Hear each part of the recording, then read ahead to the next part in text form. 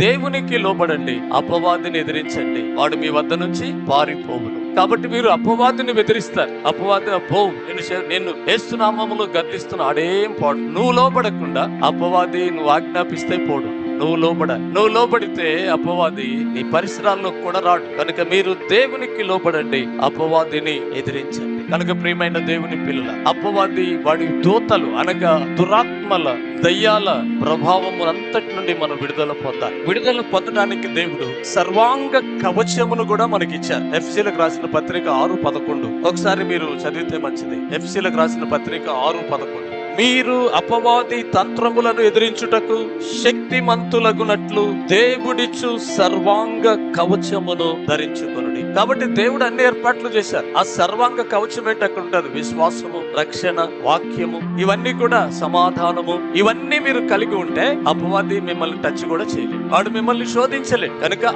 ఆయన అపవాదిని జయించి ఎలా జయించాలో ఆయన పరిశుద్ధ రక్తము ద్వారా మన పాపమును తుడిచివేసి మనల్ని పరిశుద్ధపరిచారు. మనము పడిపోకుండా ఆయన సర్వాంగ కవచం ఇచ్చారు. అంటే అపవాది నీ మీదికి వస్తున్నప్పుడు అపవాదిని ప్రభు ఆపరు. ఎందుకని? నీకు ఆయుధం ఇచ్చేశారు ఆయన. నీకు కావలసిన ఏర్పాటాన్ని చేసినాక మళ్ళీ ఆయన ఎందుకు అపవాదిని నీ నుంచి పారదోలడానికి? నువ్వే పారదోల. నీకు సర్వాంగ కవచం ఇవ్వబడింది. అంతేగాని నీ మీదకి వచ్చే అపవాది వ్యూహాన్ని ప్రభు ఆపరు, నువ్వే ఆపుకోవాలి.